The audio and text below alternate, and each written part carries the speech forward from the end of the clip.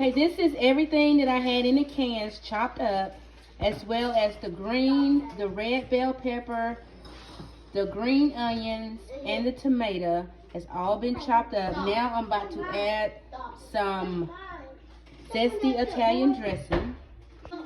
I also added a red onion. Now I'm about to add the dry seasoning.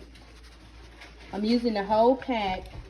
And I did use the whole container of this. It was just a small one. Now I'm going to mix it well. These jalapenos are optional. After the kids get theirs, I'm going to add some for just a little spiciness. You can add a little sea salt, and I squeezed some lime juice over it. All I did was squeeze it. And this is what it should look like when you're done. Put it in the refrigerator for about 15-20 minutes and just let everything marinate together. And you can use it with the Tostito chips. If you tried, let me know how it was.